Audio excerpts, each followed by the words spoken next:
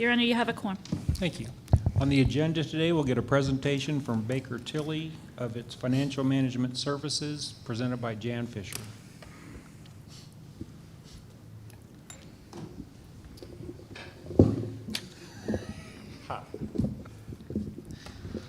Mayor, members of the board, we have the folks from Baker Tilly are here today. They're the ones that are actually going to be giving the presentation. I've got Tom Calico, Ben Hart, and Jack Ryan Feldman. And Tom, you want to come up and take over for me? So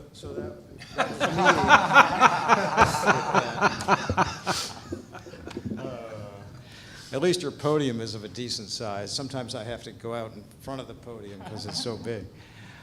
Well, good afternoon, Mayor, Board. Good to be with you today. My name is Tom Calico. I'm a principal with Baker Tilly Municipal Advisors. I lead Baker Tilly's municipal group that handles all of our municipal government clients across the country. But I'm based out of Kansas City. I've worked in Kansas City my whole career with Baker Tilly. Just a brief background on myself before I get into the heart of the presentation. So I worked in city management for 20 years, mostly in Kansas and Missouri, prior to getting into the consulting side about 17 years ago. So that's, if you're doing the math, that's 37 plus years working in and around local government. Let's see, and I advance this by, not that. What do you get? Up button? There we go. I'm going to ask that Ben and Jack come and introduce themselves. So if they would do that, please. I'm Ben Hart, and I typically don't travel with a boot, but I've been here since Monday, and this has been here since Monday, if that gives you any clue. Like Tom, I spent my career on the finance side. As a finance director, working for some pretty fantastic city administrators and governing bodies. 15 years. My first experience was the Speedway bonds that went up in Kansas City. I was extremely young, and they said, we've got to fill these bonds, we've got to sell these bonds because we've got the Speedway coming in. We did a good enough job that they hired me as their CFO and didn't turn back. I've worked for Baker Tilly for 5 years now. I've had a life as an auditor and a finance director. I like the finance piece a lot better than the audit, because you can affect a lot more change and you can support a lot more great people. As far as this engagement is concerned, you'll see me on a day-to-day basis. If we're on the ground, it's going to be me on the ground. I like to say I'm from Kansas City, but now I've got one daughter living permanently in Springfield. She's loving the fact that I'm here, because then I'm closer to her, and the other one going to school in Topeka. But we are from Kansas City as well, so I work with Tom. Hello, Jack Ryan Feldman, director with Baker Tilly. I've been with the firm for the last 4 years or so, primarily doing financial management type services, budget planning, budget forecasting, budget stress tests, as well as the municipal advisory, advising cities on bonds and capital planning and things like that. Previous to being with the firm, I also had a public sector career. I led the budget process for the city of Lee Summit out of the city manager's office, and also worked for Jackson County out of the county executive's office, where I negotiated tax incentives for primarily real estate deals. I represented the taxing jurisdiction at the Kansas City TIF Commission level, and so primarily you might see me again if we're talking about budget forecasting, long-range financial plans, economic development, that type of deal. It's very nice to be here. Thank you. And I should have mentioned, if my name sounds familiar, if I look familiar, I have done a couple of economic development projects for Branson over the years. It's been a little while. The most recent was the aquarium project. We worked on that. So it's a pleasure to be back here again today. So first of all, I want to thank you for the confidence you've shown in us. We are thrilled to be here. We're thrilled to be of assistance to you. We're fond of saying at Baker Tilly that we're passionate about building strong communities, and that's why we created a municipal advisory practice that is as multifaceted as what we're going to present to you today.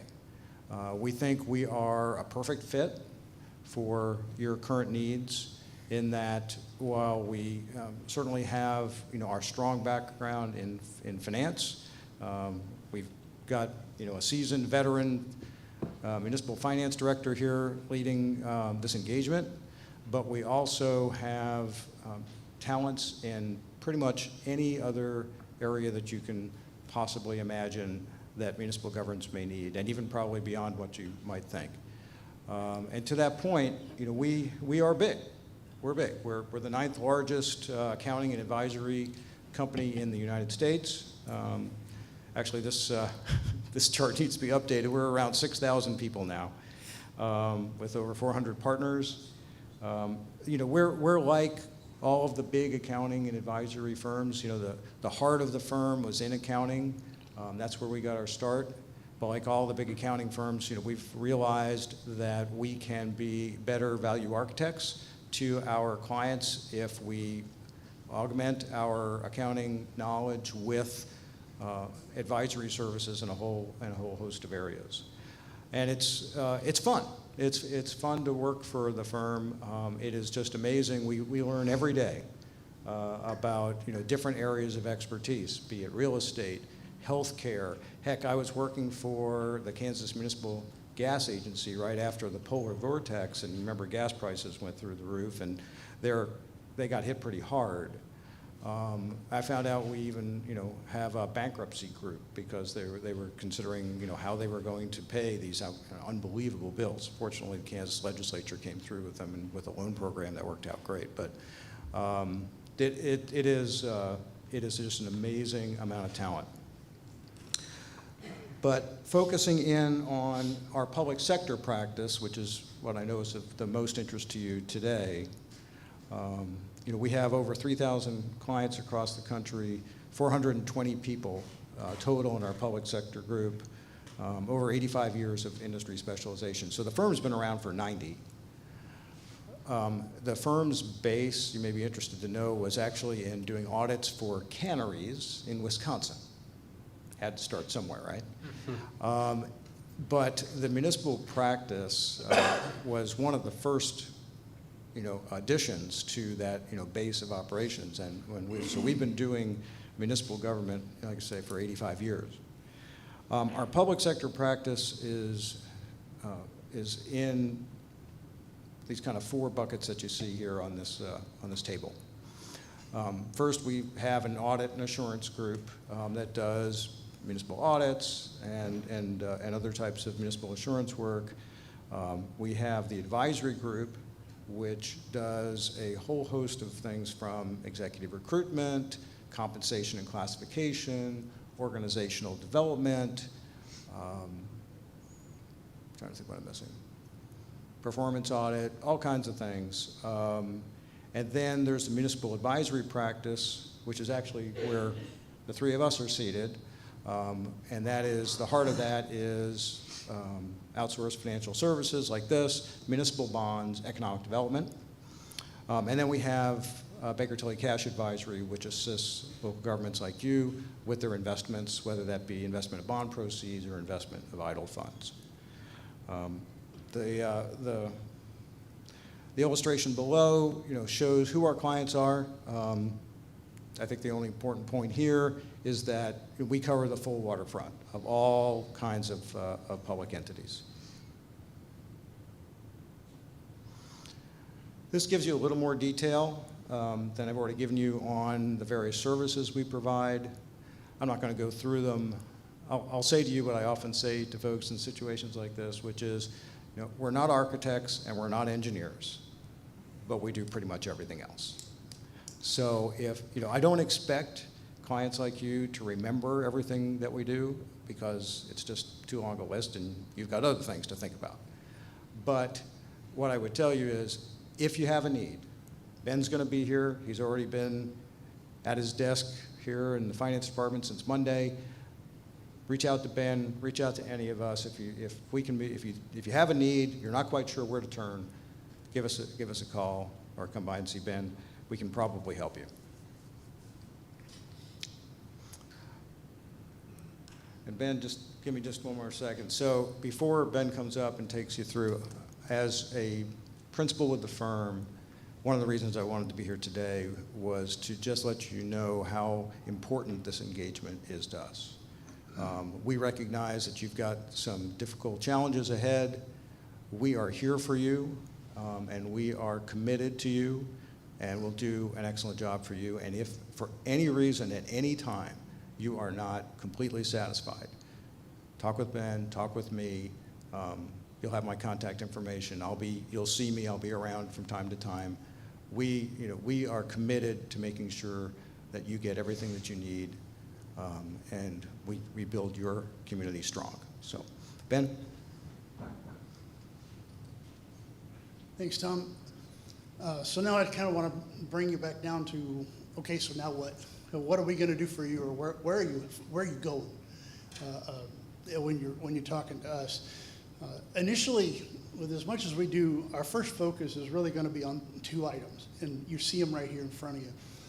On the left, the outsource, I hate the word outsource, interim financial management, let's call it that, which includes a host of different things baked into that name. It's anything you would see in the finance department and that's going to be running, that's what's included in here. On the right-hand side is more of a performance optimization, internal audit, and I've already been talking to Jan about what some of that looks like. Our folks in Chicago, they're internal auditors, but they're performance improvers, and they come in and look at processes, and that's one of the higher priorities that I think we're going to want to have in any kind of transition, especially at an executive level, is that process improvement. When you've got that transition, that's an opportunity to make changes, a big opportunity to make things grow and work the way you need it to work. I can say since Monday, I've gotten to meet a lot of the finance staff, and they do a lot of great work. In fact, I stopped trying to do it myself before I ask anybody else if it's already done, because 9 times out of 10, if I'm asking for something, it's already done. They've got something out there and ready to go. So you've got a great finance staff. They've made me feel like I never left, and I just got here Monday. With that said, and they didn't pay me to say that either. With that, this is my last slide. I want to kind of open this up for a more discussion and reaction, I guess, if I could get it from you guys. Our first and foremost thing is to understand the concerns of the board. I've gone back and since mid last year just reviewing board meetings. I didn't get all of them, but I got a lot of them. So I kind of got a sense of what is the conversation's like. That doesn't make me an expert. It just gives me a little bit of background, and it was extremely helpful. The biggest thing, and I would do this anywhere we go, is current financial status. If somebody hires us to do exactly what we're doing here, and we've got several of the clients in the same position, first and foremost, I want to know what the financial status of that organization is. What does that mean? Your calendar year end, your audit is just finishing up. They've got a few things left to go before we start writing the report. You need to know where your year end is, your numbers for the 2021. I typically don't wait on an audit to give those numbers to the elected officials, because 9 times out of 10, they're not going to change between when I give them to you and when the auditor comes up to give you the same number. And if there's changes between the two, he's required by standards to let you know what those changes are. And you'll have that in your docket, in your packet, whenever he does come up. So what that does is put a presentation together so you guys understand a lot more about where 21 ended. And then as we move into 22, that conversation continues. Now, the way we're looking at it here is getting our arms around the financial status of the city. Where did 21 end? What those reports look like through April. By the time it comes to you, it'll be May month end. And I know you guys have received those reports. What I like to do is actually get in front and give you additional information and give you a chance to ask questions. What does this mean? There's certain things that you may want to see as part of that. I like to put dashboards together. Even though I'm a numbers guy, I don't pretend anybody else is a numbers person. They can give me a spreadsheet and it calms me down. And my wife tells me that's not everybody's flavor. She's a social worker. She could care less about numbers. So I got a happy medium there. But I like to put a picture together. It helps me understand what years look like and how they compare to each other. And especially after COVID and that impact to a community like Branson, it's a pretty wild roller coaster that you guys have been on, and you're coming out the other end fantastic. And we're looking forward to help you through that process. One of the other items is the financial transparency piece, and I don't have a mouse up here to open this, but there's 3 different types of, if you will, external tools you can use that the public can come in and see certain information. And I caveat this by saying this is a temporary solution. Those 3 tools, or it would be a temporary solution until you get to a finance system, a software, your ERP, that could handle doing exactly that. The Naviline that I've been working in for the last 3 days was a great product when it was new. It lacks a lot of the efficiency mechanisms that are just standard today. There's products out there to where department directors don't even have to get into the finance system to understand what their budget looks like. It's an automatic download into a spreadsheet. They just open up a spreadsheet and it instantly uploads to our updates for them. Big benefit. They don't have to waste their time going through things. The data that comes out of that system would feed this information. I don't know if Naviline does that. I've not worked with Naviline, that connection before. Other products do. They're automated process that comes out of the general ledger system. All the data, any data you point at that you want publicized, it comes out and goes into either one of any of these 3 items. Columbia, Missouri just went in with an open checkbook. What this is taking it from a very high level, like a general fund. I want to know what the general fund is, or I want to know how much was spent in police.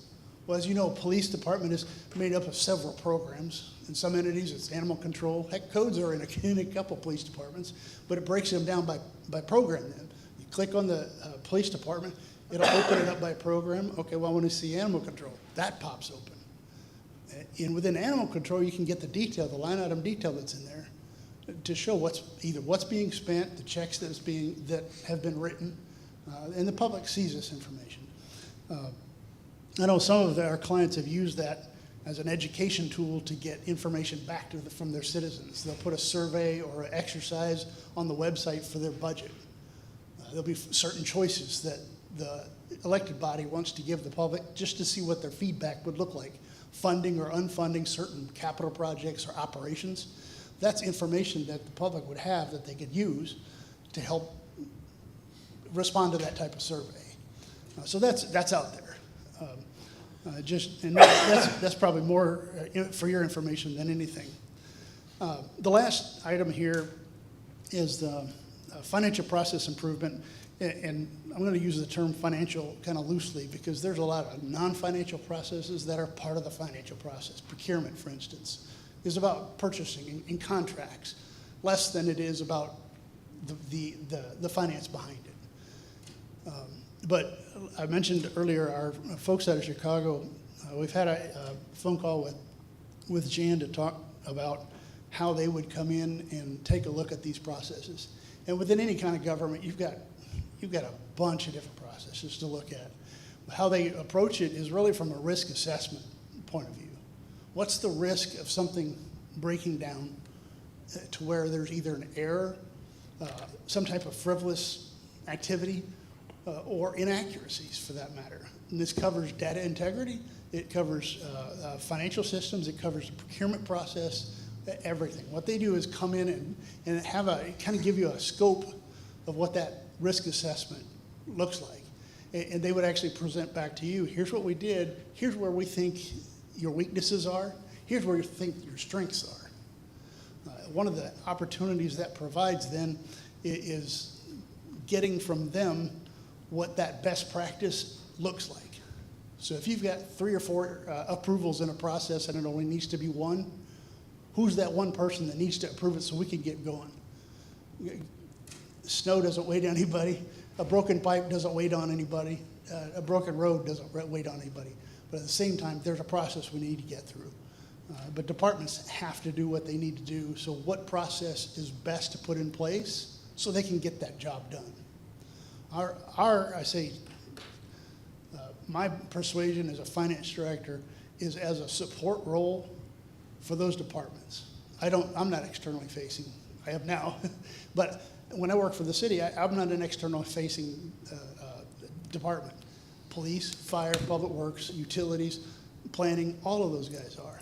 So I would end up being their partner. This position is a partner, if you will, with those folks to make sure that what they need is getting done. And I know your finance staff is on top of a lot of information, and they do a fantastic job. Yeah, I know if I ask any one of them for anything, I guarantee you they're going to pull out either within a few seconds or a minute. They'll know what the answer is. And if they don't, I've already had this happen, let me go find out. Less than an hour later, I come back into the office and explain everything to me. And it's been a joy to work here for the last 3 days. And this is the part I like the most, is working with those kind of people, your kind of people, to be able to support those external departments. This is what our primary focus is. This is what we would term as phase 1. The end of that phase 1 is what does our role look like long term, right? And I'm really talking about the interim role, because from Jan and Lisa's standpoint, you don't want to just hire anybody to put in this position that needs to go ahead and fix things. You want somebody to come in and have a SOP or a process manual that's already been figured out, or efficiencies that have been improved, that they're ready to come in, sit down, and move, and really long-term do some good for you. So by the time we get through phase 1, we're going to talk to Lisa and Jan about what that looks like. Typically for our clients, it's an allocation of hours on a monthly basis. It can be a combination of in-seat or remote information. There's times that I'll go into a client for a day, and it's because their governing body meets that day. And there's certain issues that we need to talk about or I need to be aware of, and I'll just go to the meeting. Up front, I'd rather be here more than I'm not, just because there's a lot to be said for culture in an organization and being able to absorb a lot of the information that's coming through. So with that, I'm gonna stop talking and kind of open it up with questions, Mayor, if that's okay, and any of us can answer. Part of this BTMA Plus process, Jack is one of my partners in this whole thing. Like he has said, economic development is his forte. He's been the budget manager for Lee Summit, so he comes with a lot of weight. So you're going to see one of the two of this on a lot of this information. But I'm going to say, okay, I'll stop talking and let you guys ask any questions you might have. Ben, thank you for sharing that. I'll go through a few of the things that I'm looking for initially, and I'm anxious to hear from the board. I think initially is the snapshot of where we are today, and equally important is our 5-year projected budget. Yep. It's been presented to this board a few times, a 5-year projected budget, and it's named a balanced budget, but it only balances if in years 3, 4, and 5, certain things aren't paid for, capital improvements, for example. Right. So before we start making some decisions, especially some big decisions on where we are, but I'd sure like to get a glimpse of, or an understanding of, in 5 years, over a 5-year period, how are we doing? You mentioned the investment accounts. I'm sure you'll be tying all that back in. We've asked for information on our investment accounts, and I think that's, in fact, it's your firm handles that. That Navalon, our software, last Friday, this board had a retreat and we learned some interesting things. Your firm has been in business for 85 years? Yep. I think the software we're using, you might have used 1920s it. model. Might have used it when you first started. Green screen, we call it green screens, Mayor. They're, Oh, yes, yeah, yeah. remember those, yeah. Yeah, and then it advanced into DOS, Yes. right? That's where Neverline stopped. Yeah, yeah. Yeah. So Chad did an excellent job briefing the board of where we stand with that. He set realistic expectations of how long it'll take us to get to that step. Interesting to hear that our directors are keeping track of their financials in Excel. Yeah, I heard Right. that too. And there again, temporarily till we get from A to B. Yep. Hopefully the data that they have in Excel can be uploaded. Right. Real interested in bonds. Mhm. Your current president is printing money like crazy. We have high demands for large amounts of money, That's right. and I would just feel more assured knowing that if there's any monies out there, that we could capture some of that. Yep. We were told, this board was told last year that our water lines and sewer lines in a lot of our neighborhoods, for those to be replaced was about $40 million, It's not, yeah. and about another $30 million to go back and pave the roads. Well, our residents, our roads and infrastructure is real high on their list of Oh, yeah. priorities. We have many neighborhoods where the roads look like quilts, right? Just patch and patch. Yep. So, sure like some direction. It doesn't make, on the surface, it doesn't make sense to go spend $30 million to repave all of our roads and then come right back behind it and start digging them up Yeah. for the water and sewer. Right. So the need is to have our roads repaired, Yep. but the driving force is water and sewer. Right. Public transparency that you mentioned, extremely important. What Chad shared with us is the direction we're headed is pretty much in real time as our city is making decisions financially that affect our budget, revenues, expenses, that our residents will be able to go online and see this same information we see.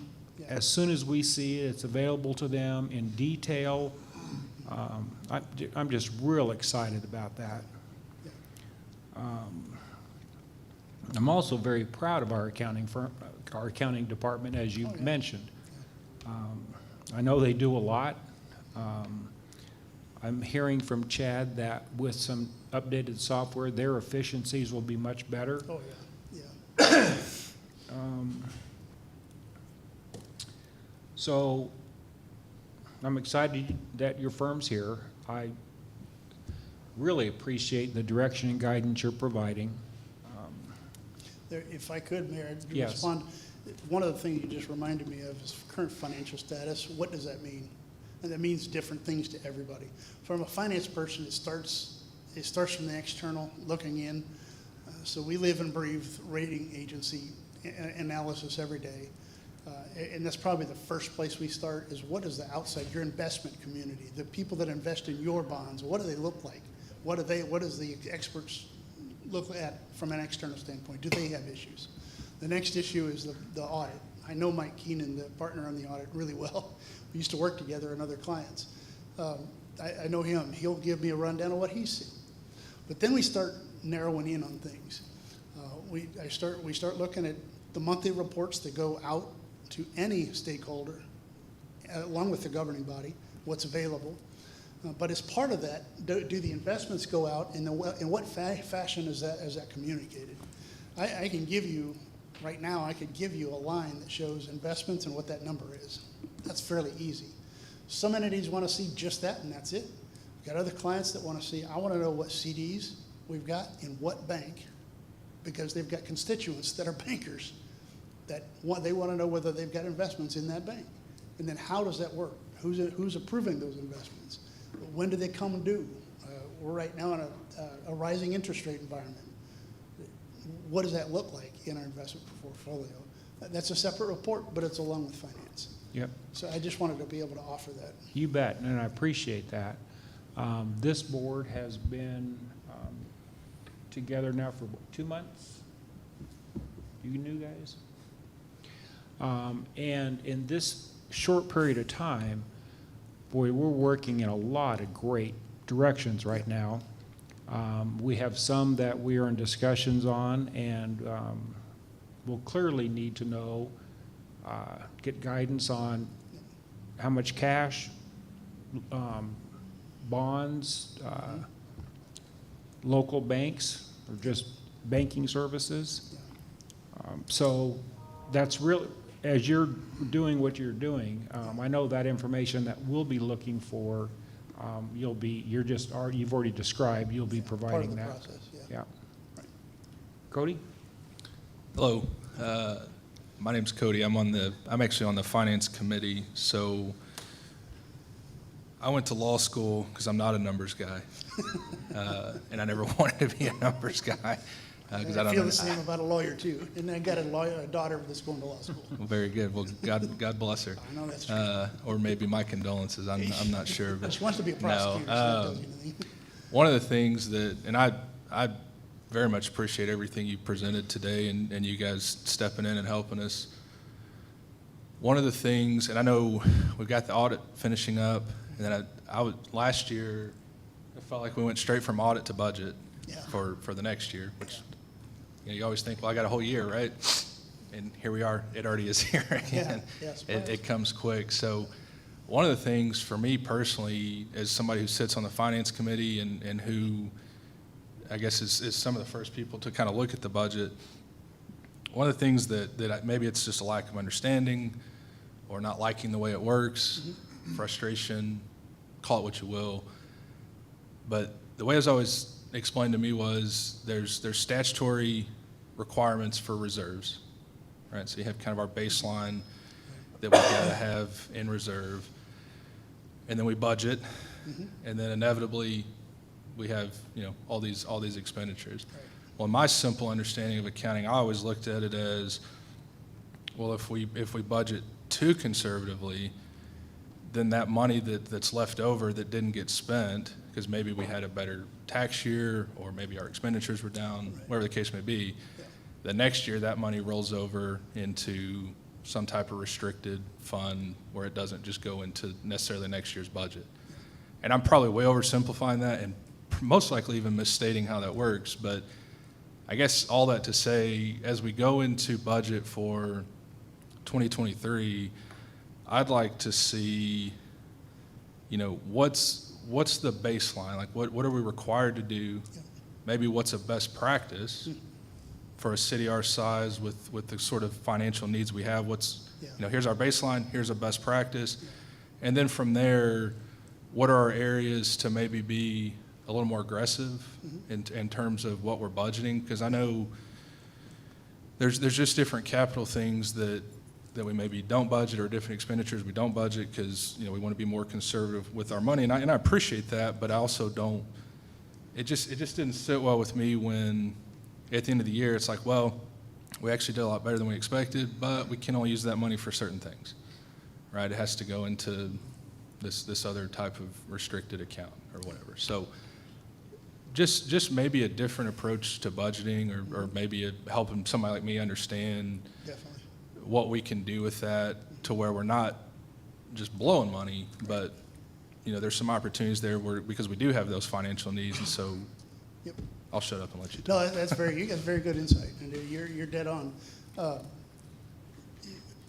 Making those decisions, knowing what the long run looks like. We talked about 5-year forecast. You can do, in my mind, in order to make that decision as a governing body, you need to know what the impact is. The COPS grants are a perfect example. Former employer of mine hired, I think it was 7 different police officers through COPS grants. 3 years later, the funding disappeared. They didn't have any money to replace them. We were scrambling trying to get that.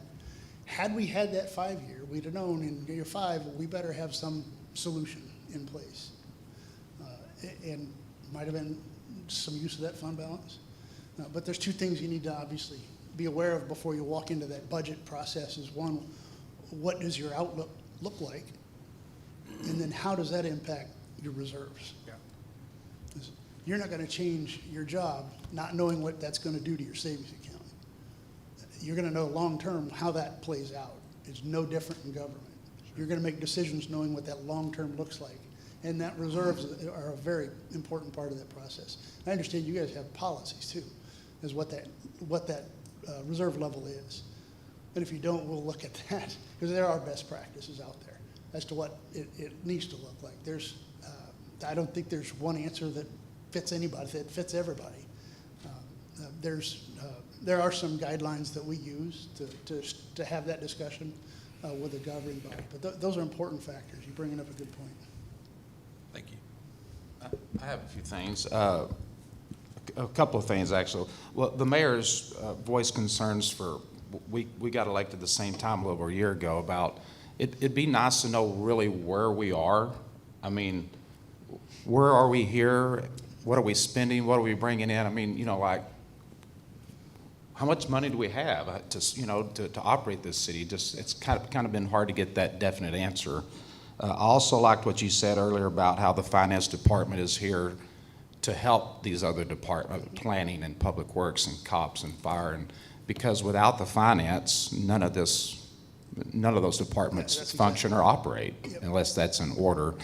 And also, I was wondering if you could, on the open checkbook thing that you guys have going on in Columbia, when did that go into place? And could you just expand on that, how that, because that's very interesting. I like what I'm hearing there. Just could you elaborate on that a little bit? Yeah, so Columbia put that in place, I believe, in 2019, and it was through much the same kind of discussion that you guys have had about transparency and letting the public really answer their own questions. Instead of sunshine rules, they could just go out and find it themselves. It's right there. And what they needed to do, what they did was take and connect that open checkbook to their finance system, so there wasn't any one person that had to hand enter everything that's in there, because the last thing you need is another body touching another number. So if it's automatic, it's more likely to be used. And it's oriented toward a layman's term. I use the example of my grandmother can click on that and understand what's in there, then it's good information. Last thing she wants to see is all these account numbers. I want to know what the programs are. I want to know what my cops are doing. I want to know how much are they spending in animal control.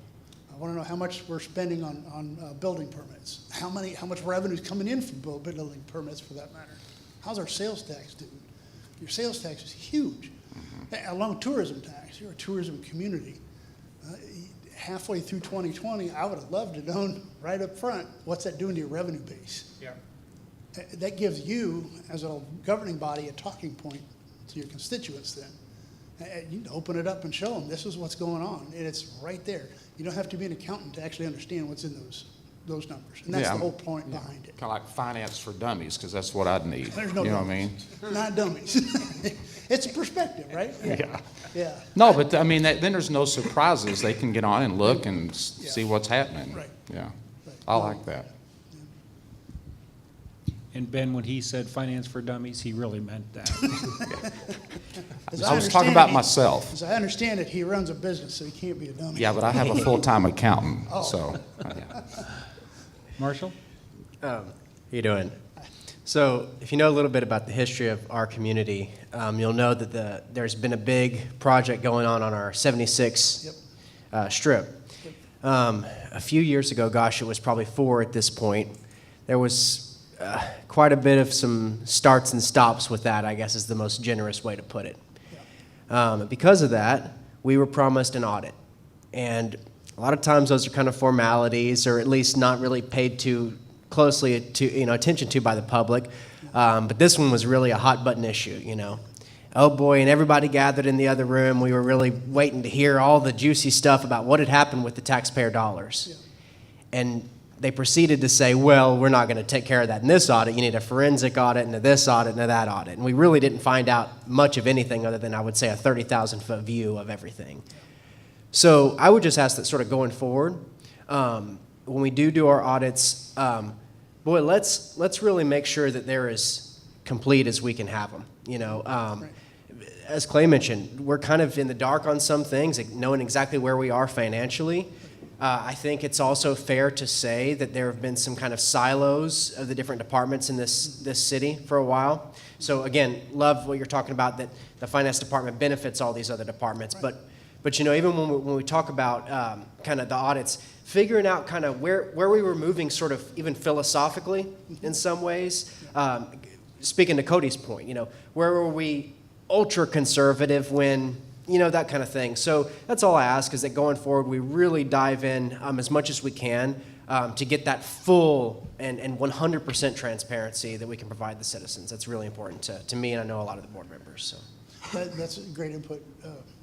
I'm not going to give you the number of years, but a number of years I was your external auditor. In fact, I was the partner for external auditor before I went to work for Baker Tilly. Now that's my retirement home.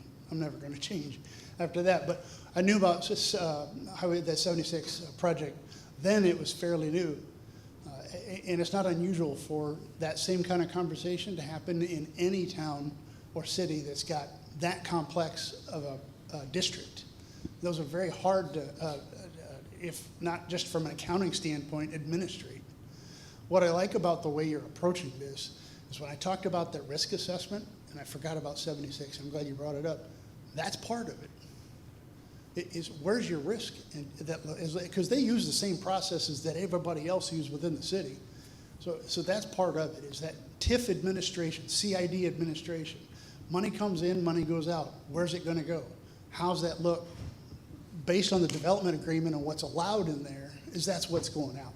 How do we know that? And giving you guys the sample that's been tested to show you what it looks like.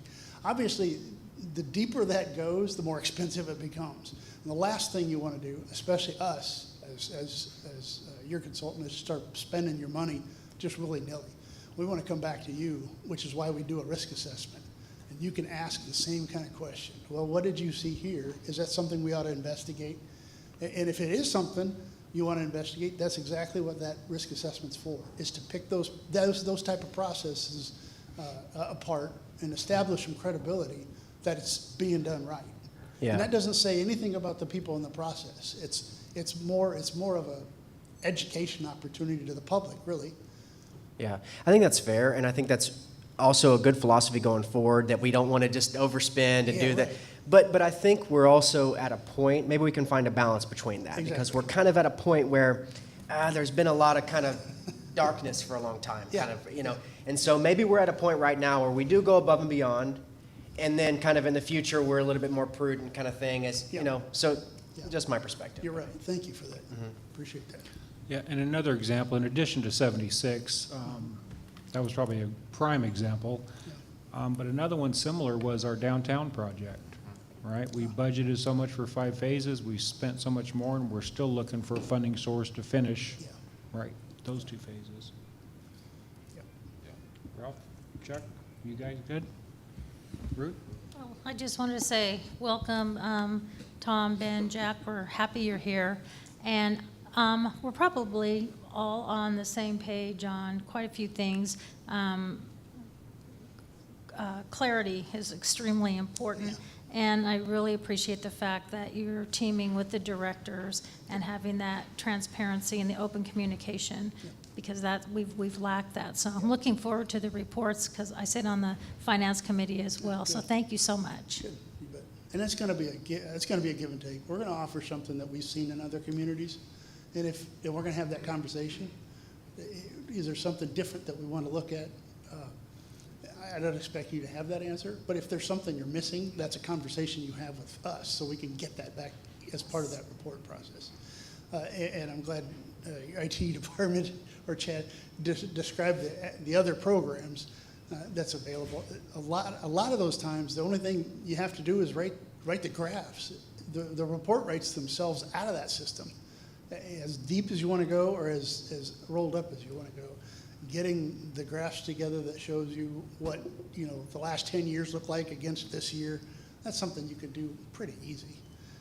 But most of those reports write themselves. Right now, we can't do that. You got to pull it out of the system and key it into certain statements.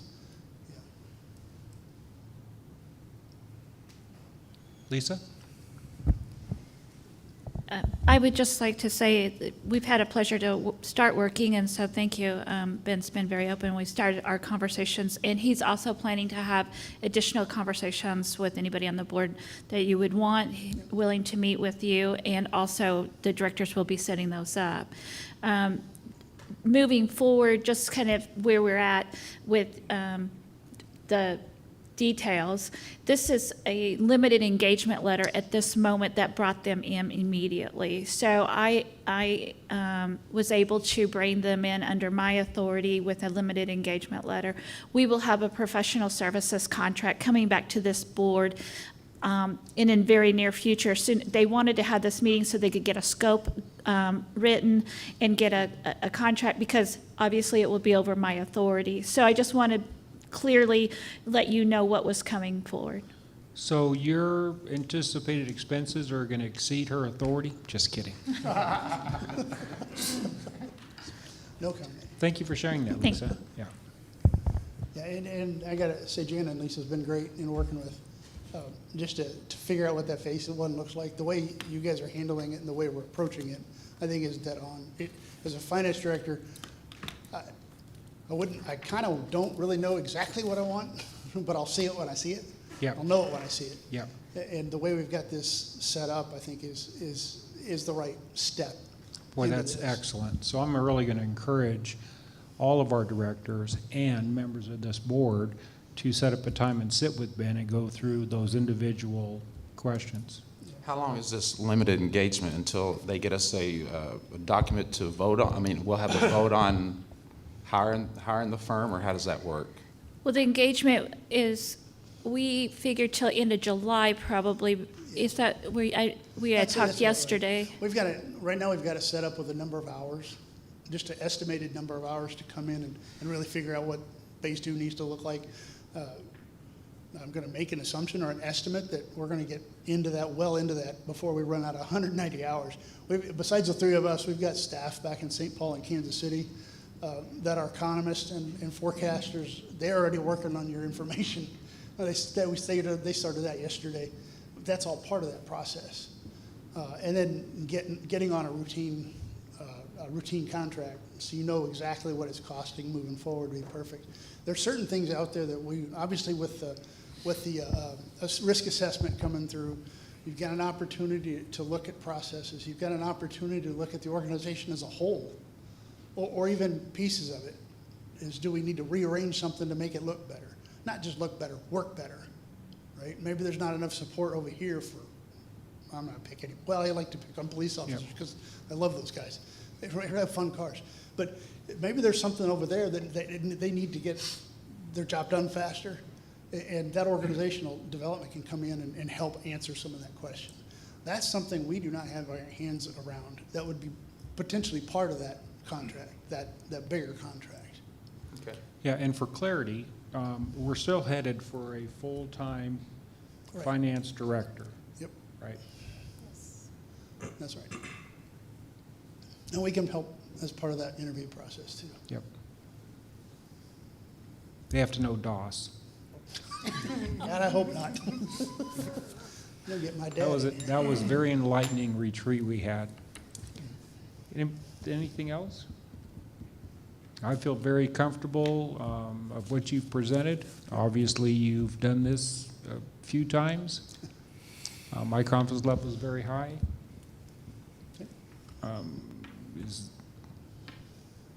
Did you have anything else for us? No? Lisa and Jan both have our contact information, so if you need it, she knows my cell phone number. I think I didn't give her my wife's cell phone number, so she's safe there. She knows how to get a hold of us, definitely. I would like to publicly wish my wife a happy birthday. Today is her birthday. Happy birthday, Leanne. Aw. Ditto. You ready to adjourn? Yeah. I'll accept a motion to adjourn. So move. Jinx. I'll second. We have motion and second. All in favor? Opposed? Ayes have it, motion's adjourned.